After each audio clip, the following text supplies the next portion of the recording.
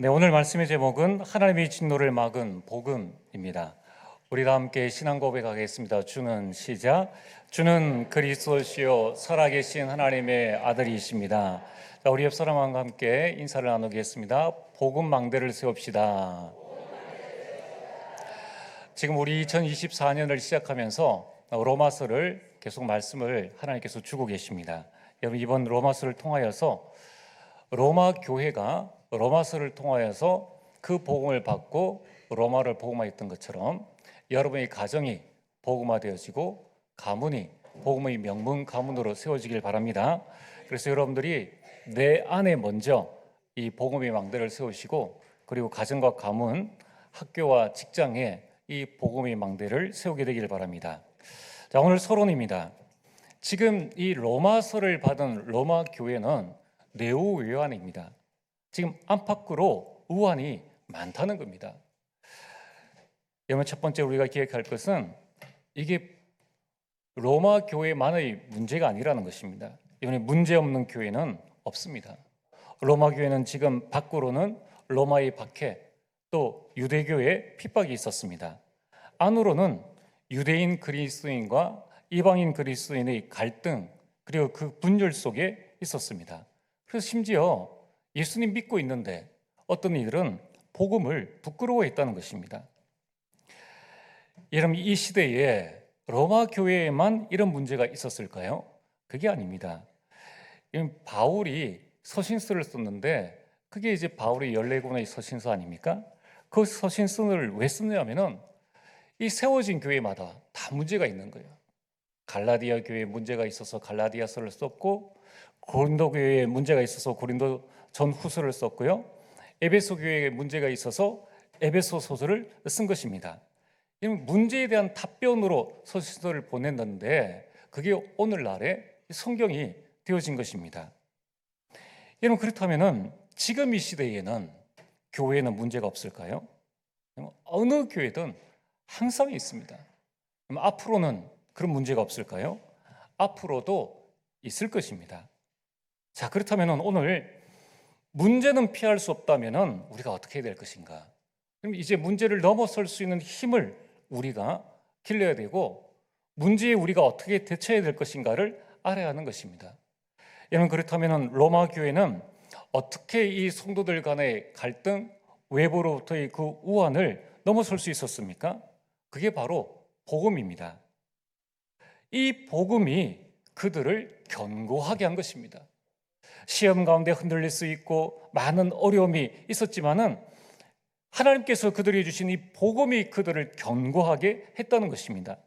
로마서 1장 11절에 내가 너희 보기를 간절히 원하는 것은 어떤 신령한 은사를 너에게 나누어 주고 너희를 견고하게 하려 함이니.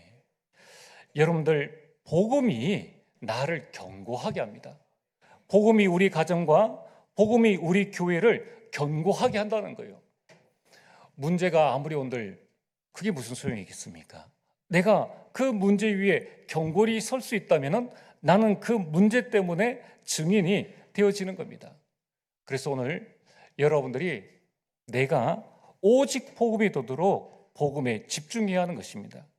이미 복음은 뭡니까? 예수 그리스도의 구원입니다. 이 복음 안에는 하나님의 능력, 하나님의 의가 들어 있습니다. 그래서 올 한 해 동안에 여러분이 복음에 대한 5가지를 딱 붙잡고 여러분이 기도하시길 바랍니다.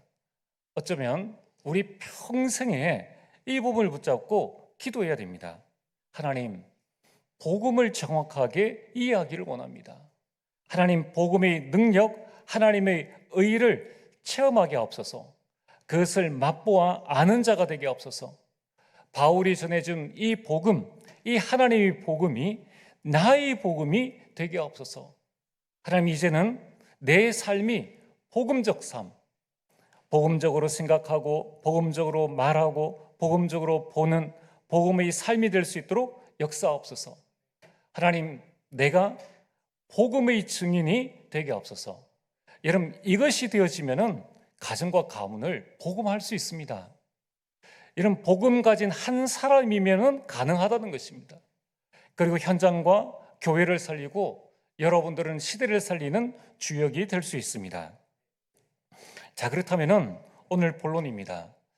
이미 로마서의 지금 가장 중요한 말씀은 로마서 1장 16절과 17절 그 말씀입니다. 그게 뭡니까? 복음은 구원이다.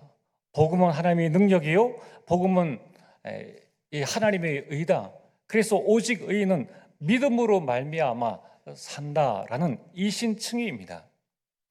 그러면서 오늘 시작하는 로마서 1장 18절에서부터 저 끝까지 로마서의 그 16장까지는 사실은 로마서 1장 16절과 17절에 대한 부연 설명입니다. 가장 핵심이 16절, 17절 말씀입니다. 자, 그래서 여러분들 지금 우리가 이 18절을 시작하면서 뭐라고 말씀하고 있습니까? 하나님의 진노가 하늘로부터 나타났다라고 말씀하고 있습니다.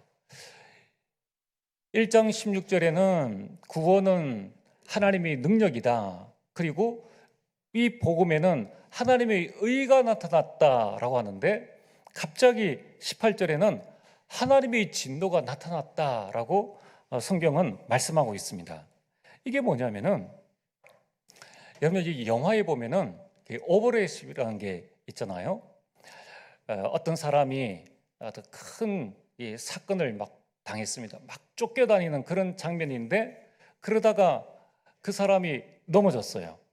그러면서 이제 영화의 장면이 바뀌면서 오버랩 되어지면서 왜 이런 일이 일어났을까 하면서 그 시작을 5년 전 또는 뭐 3년 전 이런 걸로 돌아갑니다. 그런 것처럼 원래 로마서의 시작은 로마서 1장 18절부터 하나님의 진노가 나타났다. 여기서부터 시작되어져야 되는 겁니다. 그런데 이제 이게 오버랩 되어지면서 1장 16절과 17절을 설명하기 위해서 18절부터의 말씀을 하고 있는 겁니다. 자, 오늘 왜 우리가 이신칭이 이어야 하는가? 왜 믿음으로 의롭다 함을 받을 수밖에 없는가? 왜 우리는 오직 믿음으로 구원을 받는가? 여기에 대한 정확한 복음의 응답을 여러분이 누리셔야 되겠습니다. 자, 첫 번째는 모든 사람은 하나님의 진노 아래에 있습니다. 그래서 믿음 아니면 안 됩니다. 여러분, 하나님은 이 아담과 하와 최초의 인간에게 모든 것을 다 주셨습니다. 창세기 1장 27절에 하나님이 형상을 주셨습니다. 28절에 만물을 다스릴 수 있는 복을 주셨습니다.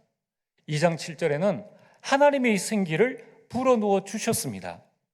그리고 2장 8절에 보면은 에덴 동산의 모든 축복들을 아담과 하와에게 주셨습니다. 그리고 딱 한 가지를 주의할 것을 미리 알려주셨습니다. 그것이 바로 창세기 2장 17절입니다. 선악을 알게 하는 나무의 열매는 먹지 말라. 내가 먹는 날에는 반드시 죽으리라 하시니라. 이미 하나님은 완벽한 에덴 동산의 환경 그리고 완벽한 축복을 이 아담과 하와 최초의 인류에게 주셨습니다. 그런데 이 아담과 하와는 사탄의 유혹에 빠져 불순종했습니다. 하나님의 말씀을 듣지 않고 사탄의 말을 듣고 하나님의 말씀을 무시했습니다. 그리고 하나님과 같이 될까 해서 하나님을 대적하여 그 자리를 차지하려고 했습니다. 욕심에 사로잡혔기 때문입니다. 그래서 하나님의 진노가 나타난 것입니다. 이 아담과 하와가 불의한 행동으로 이 진리를 막았습니다. 오늘 18절에 하신 말씀이 그 말씀입니다. 불의로 진리를 막았다라고 말씀하고 있습니다. 이 불의한 행동으로 진리를 막은 것입니다. 그리고 모든 경건치 않음과 불의에 대하여 하늘로부터 나타났다. 이 뒤에 불의라는 것은 경건치 않음, 불경건의 결과가 결국 불의라는 것입니다. 다시 말해서 복음을 거절했다는 거예요. 불경건으로 불의를 행했다는 것입니다. 이런 불의로 진리를 막고 불경건으로 불의를 행한 이 모든 것이 인간의 전적 타락이기 때문에 하나님의 진노가 하늘로부터 나타났다는 것입니다. 여러분, 이 땅에 최초의 인류는 아담과 하와입니다. 이 자리에 계신 우리 모든 성도님들, 그리고 모든 75억의 인구들은, 사람들은 다 아담의 후손입니다. 결국은 하나님의 진노를 피할 수 없습니다. 그래서 로마서 3장 23절에 모든 사람이 아담과 하와가 지은 그 죄를 범하게 되었고, 그 결과 로마서 6장 23절에 사망에 이르게 된 것입니다. 자, 오늘 본론 두 번째로, 아니, 내가 짓지도 않았는데 내가 그 죄 때문에 하나님의 진노를 당해야 된다는 말입니까? 그 하나님의 진노에 대해 핑계할 수 없다고 성경은 말씀하고 있습니다. 이유가 무엇입니까? 오늘 1장 19절입니다. 하나님을 알만하는 것이 그들 속에 보임이라.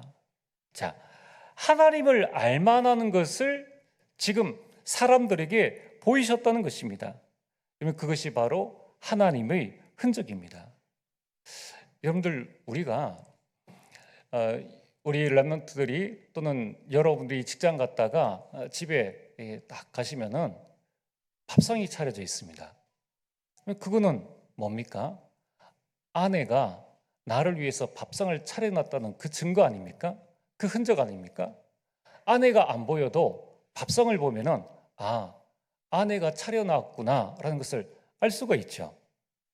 여러분, 우리가 여행지에 가보면은 어떤 사람들이 그 여행지의 이름을 이렇게 써둡니다. 그러면은 그 사람은 왔다가 갔어요. 보이지 않습니다.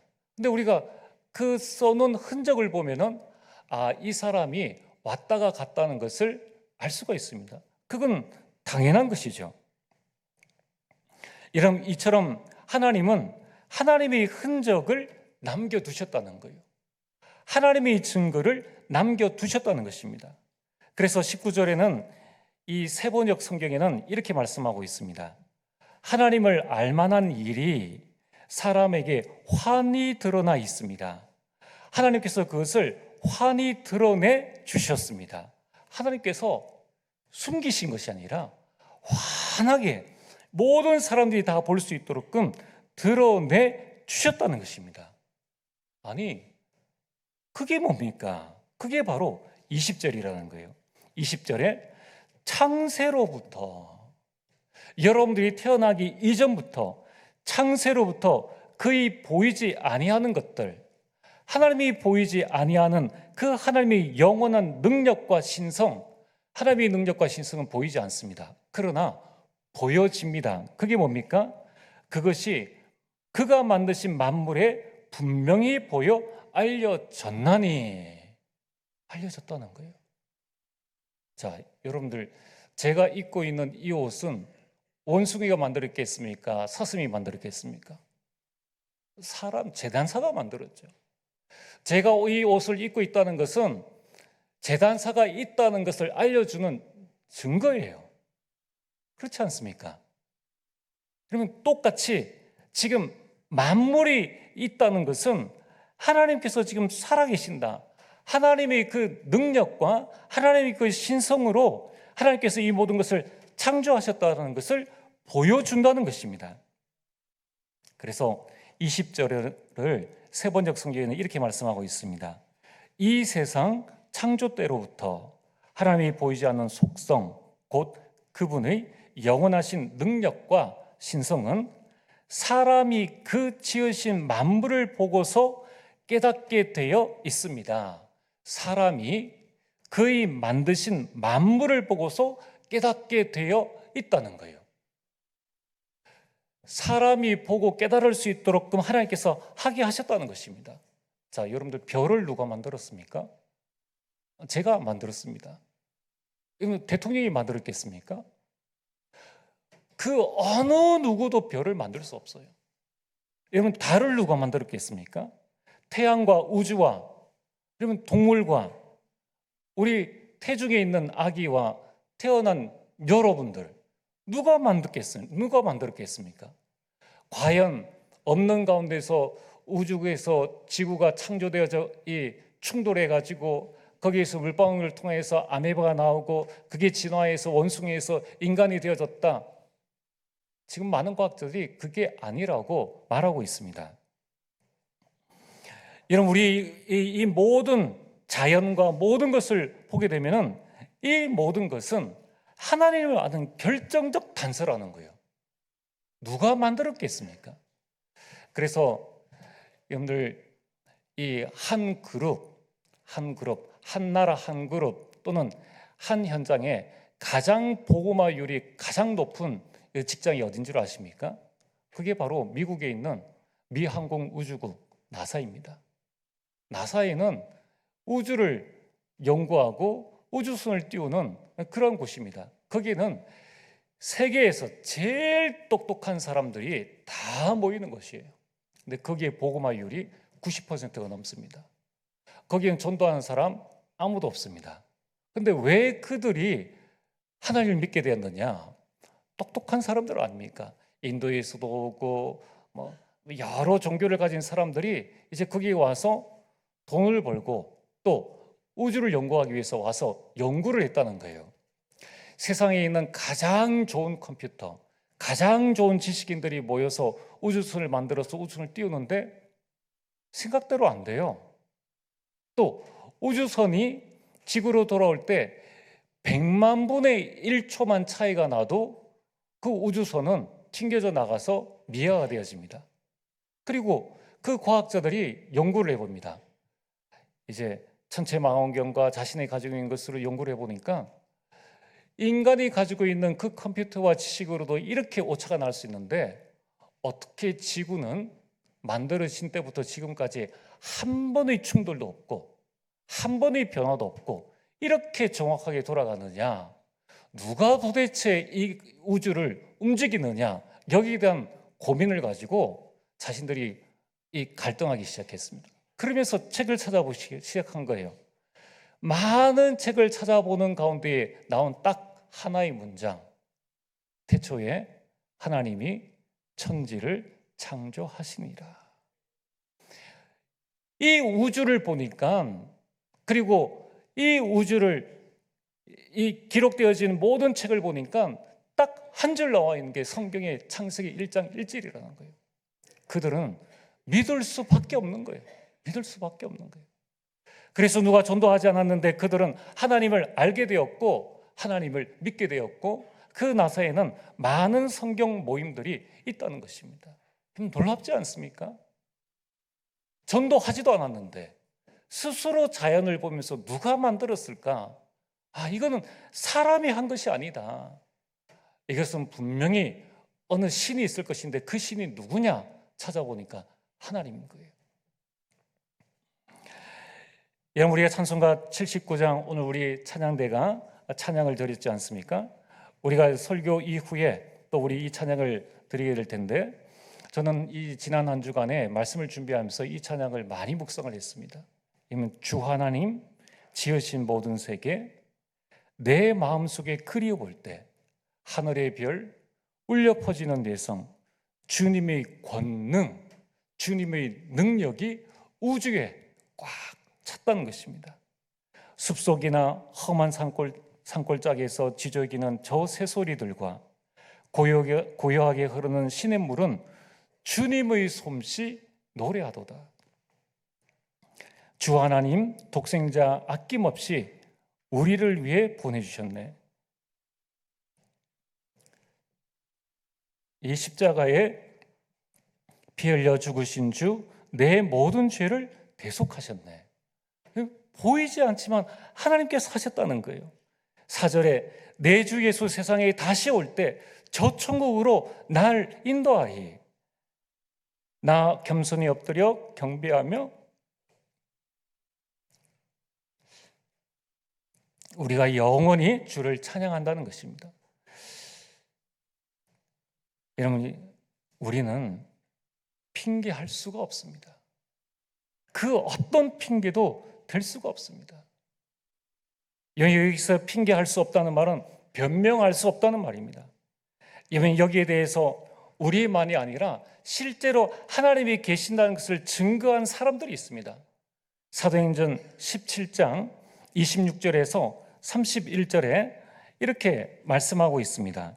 26절에 온 인류의 모든 족속을 한 혈통으로 만드사 온 땅에 살게 하시고 그들이 연대를 정하시며 거주의 경계를 한정하셨으니 이는 사람으로 혹 하나님을 더듬어 찾아 발견하게 하려 하심이로되 그는 우리 각 사람에게 멀리 계시지 아니하셨하도다. 우리가 그를 힘입어 살며 기동하며 존재하느니라. 너희 시인 중 어떤 사람의 말과 같이 우리가 그의 소생이라 하니. 그럼 지금 이 바울이 아덴에서 전도할 때에 아덴에 살고 있는 어떤 시인 중 한 사람이 우리도 하나님의 소생이라 라고 말을 했다는 것입니다.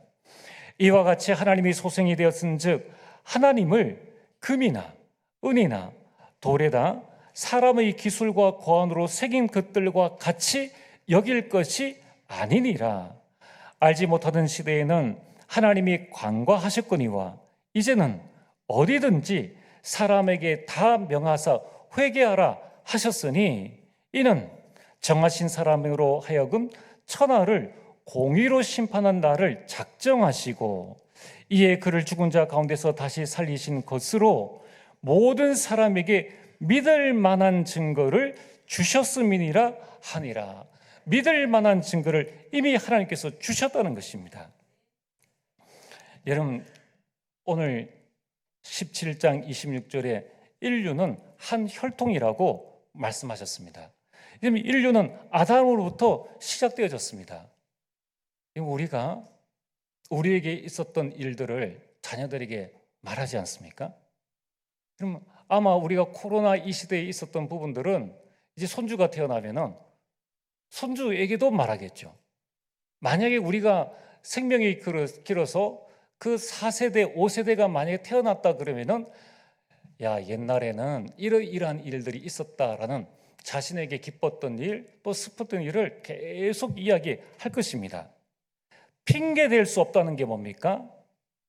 우리 인류는 아담으로부터 시작되어졌는데 에덴 동산의 이 사건, 그거 이야기하지 않겠습니까? 가인이 아벨을 죽인 그 사건, 그 사건이 왜 일어났는지 이야기하지 않겠습니까? 노아 방주의 그 끔찍한 사건들 이야기하지 않겠습니까? 영어 우리가 세종대왕을 만났습니까? 안 만났습니다.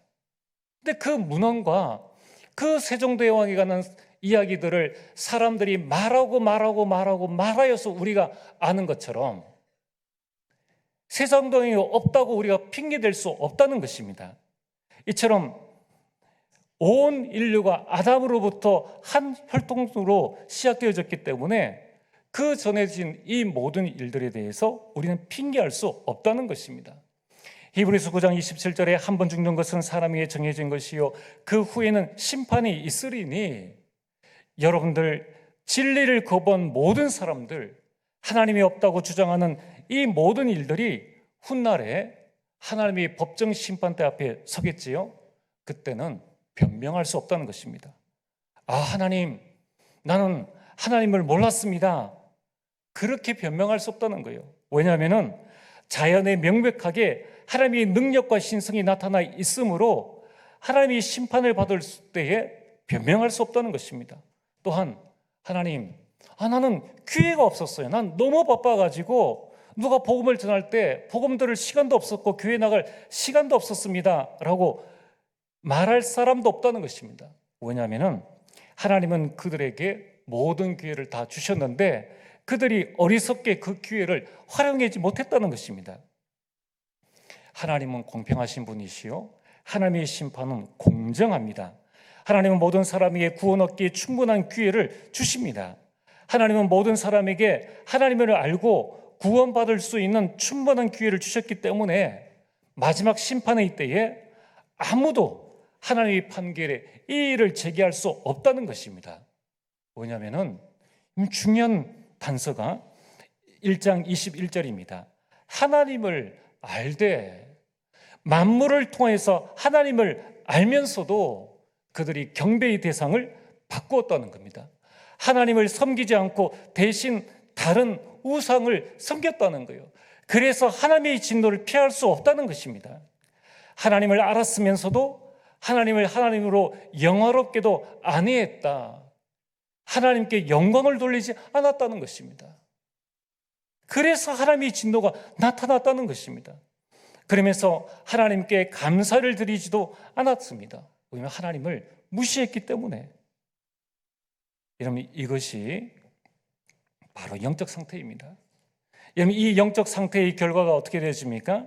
그게 바로 21절에 하나님께 영광 돌리지 않고 하나님께 감사하지 아니하고 하나님을 무시하니까 그 생각이 허망하여지고 미련한 마음이 어두워졌다. 얼마나 무서운 말인지 모릅니다. 하나님을 인정하지 않고 하나님께 감사하지 아니하니까 그 마음이 허망하여졌다. 그 생각이 허망하여졌다. 그것은 생각이 무가치한 것이 되어버렸다는 것입니다. 여러분, 이건 지금 무슨 말입니까? 수동태로 기록되어져 있는데 다시 번역을 하자면은 하나님께 영광과 감사를 돌리지 않는 자의 생각은 자신의 의지와 상관없이 저절로 그 생각 속에 무언가가 들어와서 그 생각이 무가치한 것으로 가득 차게 되었다는 거예요. 하나님께 영광을 돌리지 아니하니까 그 생각이 세상 무가치한 것으로 가득 차게 되었고 미련한 마음이 어두워졌다는 것입니다. 그 마음에는 깨달음이 없습니다. 그리고 하나님을 거부함으로 그 마음이 더욱더 어두워졌는데 그 어두워진 결과가 바로 무시무시한 22절과 23절입니다. 스스로 지혜 있다나 어리석게 되어서 썩어지지 않는 하나님의 영광을 우상으로 바꾸었다는 거예요. 어떤 우상입니까? 썩어질 사람, 썩어질 새, 썩어질 짐승, 썩어질 기어다니는 동물 모양의 우상으로 바꾸었다는 것입니다. 얼마나 어리석은 일들입니까? 여러분, 오늘 지금 하나님의 진노 아래에 있는 사람들의 영적 상태 어떠합니까? 가장 귀하고 소중한 것을 가장 무가치하고 쓸데없는 것과 맞바꾼 것입니다. 이것이 가장 어리석은 인간의 모습이라는 거예요. 여러분, 우상 숭배는 가장 심각한 죄이며 모든 죄의 근원입니다. 경배의 대상을 바꾼 거예요. 하나님을 알면서도 그가 스스로 썩어질 것으로 우상을 섬겼다는 것입니다. 오늘 여기에서 우리는 두 가지를 반드시 체크해 봐야 됩니다. 그렇다면 예수 믿고 난 다음에 나의 영적 상태는 어떠한가? 나는 예수님 믿고 난 다음에 나의 하는 모든 일을 통해서 하나님께 영광을 돌리고 있는가? 나는 하나님께 감사한 생활을 하고 있는가? 그렇지 않다면 내 생각이 나의 의지와 관계없이 세상의 무가치한 것으로 가득 차게 된다는 것입니다. 내가 호흡하며 살아가는 것, 하나님께서 나에게 햇볕을 주시고 나에게 공기를 주시고 나에게 먹을 것을 주셨음에도 불구하고 감사하지 않는 이 삶을 살아간다면 내 생각조차도 성공해야지, 노력해야지, 최선을 다해야지, 그럼 이런 무가치한 것으로 채워진다는 것입니다. 또한 우리는 지금 나의 경배의 대상을 바꾸지 않았는지 한번 생각을 해봐야 됩니다. 여러분, 우리가 하나님을 믿는다 하면서 복음을 가지고 있는다 하면서 하나님 대신 내 자녀가 또 돈이, 여러분이 불타는 금요일이 여행과 맛집과 폰과 게임과 또는 하나님 대신 내 주장이, 내 기준, 내 생각, 내가 가지고 있는 내 소유, 이거 내 거야.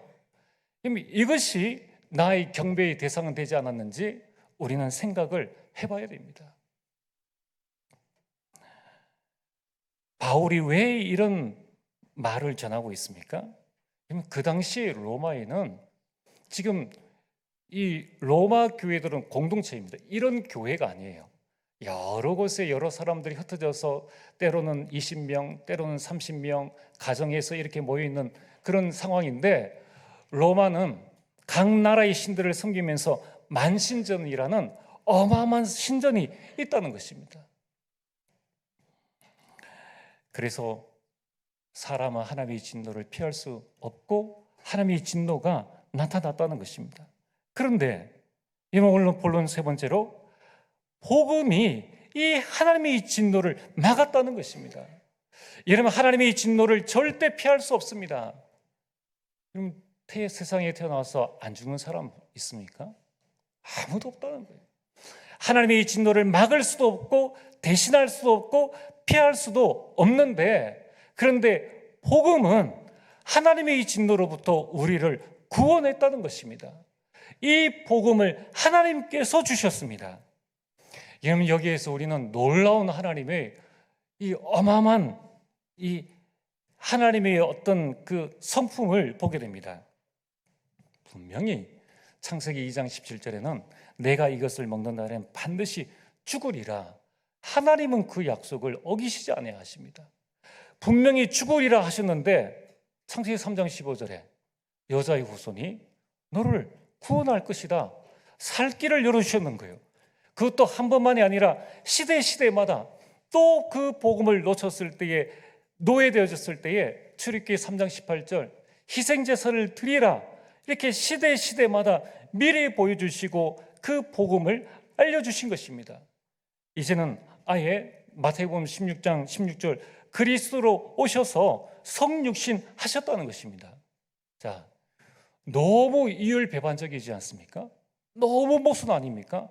아니, 하나님이 죽으리라 해놓고 구원의 길을 열어주셨다면 하나님께서 지금 성경 말씀 전부 다 하시겠다고 해놓고 기도응답 하시겠다고 해놓고 그럼 기도응답 안 하실 수도 있는 거 아니냐?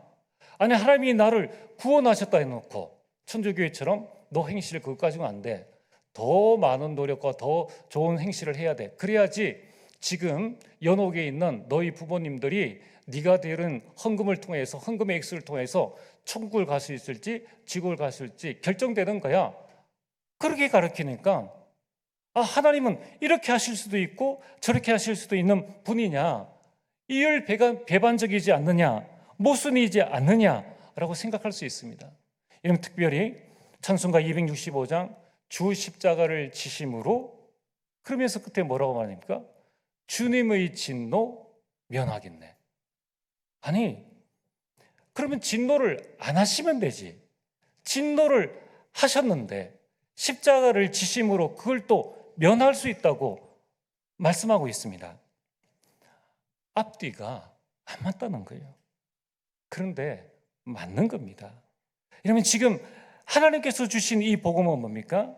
이 복음은 죄인을 구원하시려는 하나님의 의지라는 거예요.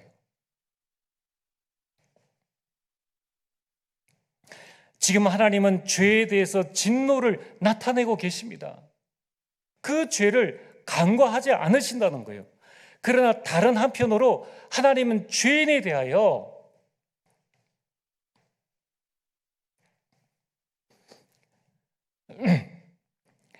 이 죄인에 대해서는 구원하시는 하나님의 의지를 나타내셨다는 것입니다.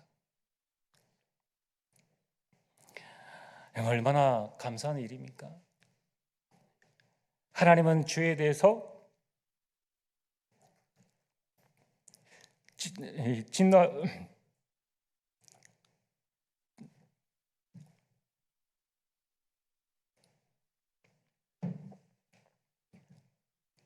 하나님은 죄에 대해서 진노하시지만은 죄인에 대해서는 구원하시려고 하는 하나님의 의지를 나타내신다는 거예요. 여러분, 우리는 얼마나 의지가 견고합니까? 여러분, 누가 나를 괴롭힌다, 누가 나에게 자꾸 다른 일을 하고, 심지어는 가다가 누가 갑자기 깨들면 우리의 의지가 무너지지 않습니까? 여러분, 하나님은 나를 구원하시려는 그 절대 의지를 가지고 우리를 구원하셨다는 거예요. 그게 복음이라는 것입니다. 왜냐하면 인간의 힘과 노력으로는 구원을 받을 수가 없습니다. 창세기 3장 문제를 해결할 수가 없는 거예요. 그래서 처녀가 잉태하여 아들을 낳을 것이라고 말씀하시고 성육신하시고 인간의 몸을 직접 입고 오셨다는 거예요. 이게 복음이라는 것입니다. 그래서 바울은 복음을 부끄러워하지 아니하노니, 여러분, 이 복음은 죄인을 구원하시려는 하나님의 사랑이십니다. 요한복음 3장 16절에 하나님이 세상을 이처럼 사랑하사 나를 구원하시려고 그 의지를 가지고 독생자를 보내셨고, 하나님이 놀라운 의지와 사랑으로 십자가의 고통을 참아내시고 이 다 이루셨다는 거예요. 여러분, 하나님은 자신이 말씀하신 것을 어기면서까지, 하나님은 스스로 불법을 행하시면서까지 우리를 구원하셨다는 것입니다. 이게 복음이라는 거예요. 이게 우리를 향한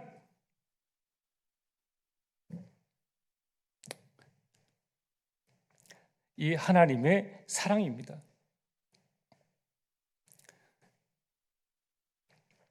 십자가에서 이 하나님의 사랑을 실현하셨습니다.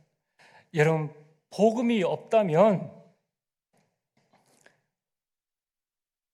우리는 하나님의 진노 아래 살 수밖에 없습니다. 그것을 피할 자는 아무도 없습니다. 그런데 이 복음이 하나님의 그 진노를 막았다는 것입니다.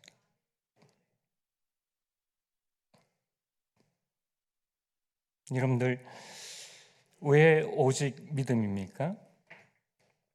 오직 믿음으로 하나님의 진노를 피할 수 있습니다. 면죄부로는 되질 않습니다. 오늘 결론입니다. 우리는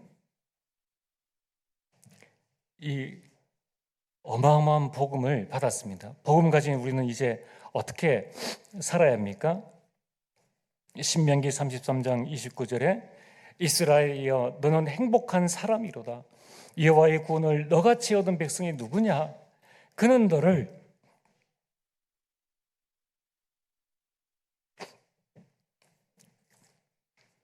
자, 우리 다 같이 한번 읽어보겠습니다.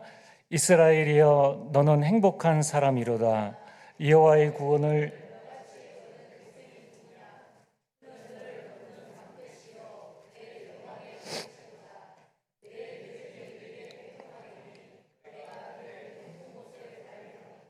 여러분, 이게 복음의 힘입니다. 이제 여러분들이 이 복음을 가지고 하나님의 진노를 막은 이 복음을 가지고 여러분 어떻게 살아야 합니까? 이제 복음의 흥을 가지고 사시길 바랍니다. 그게 누림입니다. 날마다 구원의 감격과 감사로 살아가시길 바랍니다. 여러분에게 문제가 옵니까? 문제가 아닙니다. 그거는 내가 답을 찾을 기회구나. 여러분, 그런 흥이 있는 인생을 사시길 바랍니다. 갈등이 왔습니까? 갱신하라는 하나님의 사인입니다. 위기가 왔습니까? 위기가 아니라 도전하는 그 시간표입니다. 복음은 모든 문제 해결이기 때문에 우리가 24 누리면서 여러분의 인생의 복음으로 행복한 인생 되어지길 바랍니다. 또한 이제 우리는 복음의 한을 가지고 살아야 합니다. 이게 우리의 사명입니다. 이 복음을 모든 가족, 모든 가문, 모든 사람에게 전달하는 것입니다.